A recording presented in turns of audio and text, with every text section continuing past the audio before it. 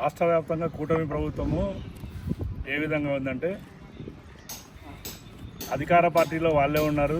అధికారంలో అంటే బీజేపీ, జనసేన, తెలుగుదేశం పార్టీలు కలిసి ఉన్నాయి. ఇక్కడ టెంపుల్ కూల్చిన కార్యక్రమంలో బీజేపీ వాళ్ళు ధర్నా చేస్తారు. సంబంధిత అధికారులతో ఎమ్మెల్యే గారు చర్చలు చేస్తారు. తర్వాత ప్రజారాజ్యం జనసేన పార్టీకి సంబంధించిన అధికారులు ఖచ్చితంగా మా పవన్ కళ్యాణ్ కూడా సందర్శిస్తారని కూడా చెప్తారు. ప్రజలకు మభ్యపెట్టే మాటలు చెప్పడం తప్పితే ఇక్కడ పనులు జరగడం లేదు. కాబట్టి తక్షణమే వారాహి టెంపుల్లోని నవగ్రహ మండపాలని యథాస్థితిగా నిర్మించాలని, ఈ బీజేపీ వాళ్ళ మాటలను మార్కెట్కు పోయి ధర్నా చేస్తారు, మున్సిపాలిటీ కాడ ధర్నా చేస్తారు. ఈ ధర్నాలు చేయడం వల్ల వచ్చే ప్రయోజనం లేదు.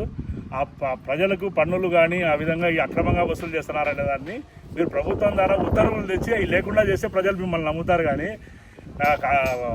ఈ విధంగా ప్రజలు మభ్యపెట్టకూడదని చెప్పి మేము పార్టీ తరఫున డిమాండ్ చేస్తున్నాం.